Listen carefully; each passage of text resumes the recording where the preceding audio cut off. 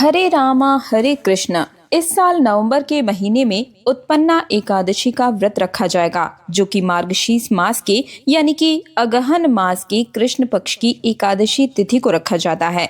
उत्पन्ना एकादशी का व्रत श्री विष्णु भगवान को समर्पित होता है और इस दिन विधि विधान के साथ श्री हरि विष्णु की उपासना करने से जीवन में सुख समृद्धि बनी ही रहती है और अंत में बैकुंठ धाम की प्राप्ति होती है। उत्पन्ना एकादशी के दिन ही एकादशी व्रत का प्रादुर्भाव भी हुआ था। प्राचीन कथाओं के अनुसार इस दिन भगवान विष्णु के शरीर से एक दिव्य देवी का प्राकट्य हुआ, जिसे भगवान ने एकादशी नाम दिया। आज के दिन से ही एकादशी व्रत की शुरुआत करना सबसे ज्यादा शुभ माना जाता है। आइए जान लेते हैं कि इस बार एकादशी तिथि शुभ मुहूर्त क्या होगा, इस दिन पारण का समय क्या रहेगा और हिंदी पंचांग के अनुसार एकादशी का व्रत किस दिन करना ज्यादा शुभ होगा, यानी कि 14 नवंबर या फिर 15 नवंबर को। तो देखिए, हिंदी पंचांग के अनुसार तो इस बार एकादशी तिथि 14 नवंबर शुक्रवार की रात 10:50 से शुरू हो रही है, जिसका समापन होगा 16 नवंबर रविवार को सुबह 2:37 पर। ऐसे में एकादशी तिथि का व्रत केवल और केवल 15 नवंबर दिन शनिवार को ही रहेगा। सभी गृहस्थ जन और वैष्णव जन 15 नवंबर शनिवार को ही व्रत रखेंगे और एक दिन पहले यानी कि शुक्रवार को दशमी तिथि के नियमों का पालन किया जाएगा। 15 नवंबर शनिवार को ब्रह्म मुहूर्त का समय रहेगा सुबह 5:09 से 5:37 तक। सूर्योदय होगा सुबह 6:44 पर और वहीं सूर्यास्त का समय होगा शाम 5:38 पर। प्रातःकाल पूजा आप सुबह 5:24 से 6:44 के बीच में कर सकते हैं और वहीं शाम की पूजा का समय 5:27 से 6:47 के बीच कर सकते हैं। इस दिन शिववास भी रहेगा और शिववास कैलाश पर रहेगा, जो कि बेहद शुभ संयोग माना जाता है। राहु काल का समय रहेगा सुबह 9 बजे से 10:30 के बीच में और इस दौरान किसी भी प्रकार के पूजा पाठ या शुभ कार्य को करने की मनाही रहती है।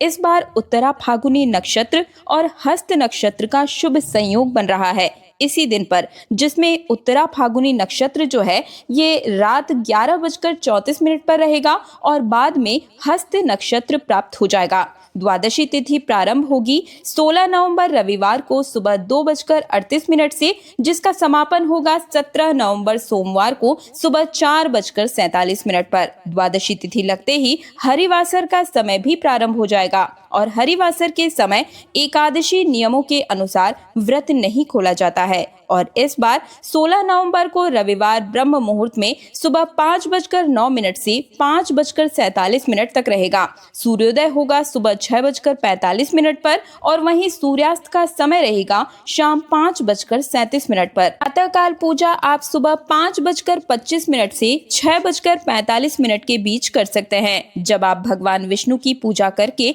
भोग आदि समर्पित कर सकते हैं। शाम की पूजा 5:27 से 6:47 के बीच कर सकते हैं। इस बार शिववास नंदी पर रहेगा। राहु काल दोपहर 4:30 से शाम 6 बजे तक रहेगा। पूरा दिन हस्त नक्षत्र रहेगा। साथ ही साथ सुबह 6:48 से प्रीत योग भी प्रारंभ हो रहा है।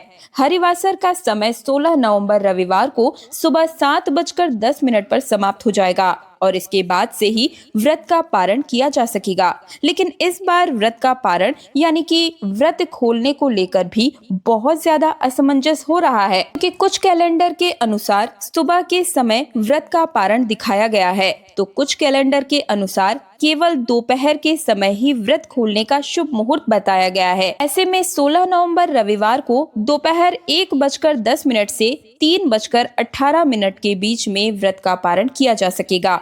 इससे पहले आप केवल सुबह शुभ मुहूर्त में पूजन करके भगवान को भोग आदि समर्पित कर सकते हैं, क्योंकि हरिवासर समाप्त होने के बाद व्रत खोला जाता है। ऐसे में सुबह सूर्योदय से 1 या 2 घंटे के अंदर व्रत पारण करना शुभ माना जाता है। लेकिन जो लोग सुबह व्रत ना खोल पाए, उन्हें दोपहर में 1 बजे से 3 बजे के बीच में व्रत का पारण कर लेना चाहिए। अब ऐसे में जो लोग सुबह व्रत खोलना ही चाहते हैं, तो सुबह 7:15 से 8:45 के बीच में आप व्रत खोल सकते हैं।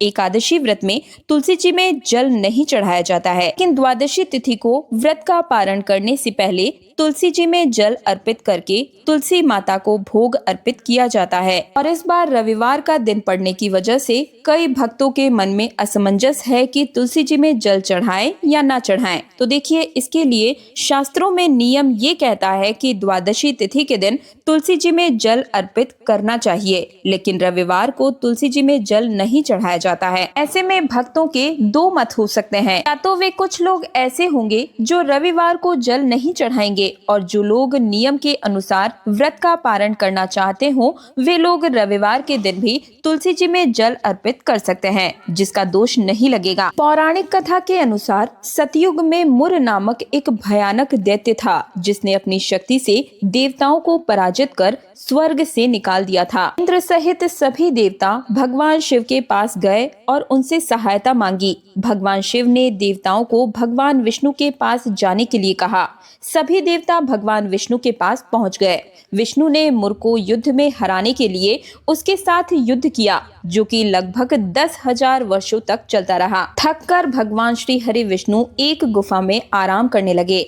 मुर ने विष्णु को सोया हुआ देखकर उन पर हमला करने की कोशिश की, लेकिन उसी क्षण भगवान विष्णु के शरीर से एक दिव्य और तेजस्वी देवी प्रकट हुई और उसने तुरंत ही राक्षस मुर का वध कर दिया। जब भगवान विष्णु उठे और उन्होंने पूरी घटना देखी तो उन्होंने देवी से कहा कि तुम आज से एकादशी के नाम से जानी जाओगी। चूँकि उनका जन्म एकादशी के दिन हुआ था, इसलिए इस दिन को उत्पन्ना एकादशी कहा जाने लगा। अगर आप एकादशी का व्रत प्रारंभ करना चाहते हैं तो ये दिन सबसे ज्यादा उत्तम माना जाता है।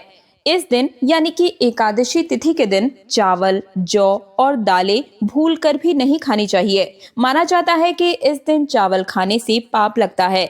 इस दिन लहसुन, प्याज, मांस, मदिरा और किसी भी प्रकार का नशे का सेवन भी करने की मनाही होती है। एकादशी के व्रत में शाम के समय फलाहार कर सकते हैं, जैसे कि फल, नारियल पानी, दूध या दही। इसके अतिरिक्त साबूदाना, शकरकंद और खिचड़ी या खीर का सेवन भी कर सकते हैं। ये थी उत्पन्ना एकादशी से जुड़ी हुई संपूर्ण जानकारी।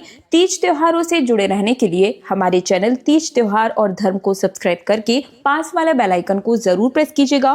कमेंट सेक्शन में जय श्री हरि विष्णु लिखकर वीडियो को लाइक जरूर ही कर दीजिएगा। साथ ही इस वीडियो को ज्यादा से ज्यादा हर हिंदू सनातनी भाई बहन के साथ शेयर करना बिल्कुल भी मत भूलिएगा। मैं दिव्या आप सभी से आज्ञा चाहूंगी। हरे रामा हरे कृष्णा।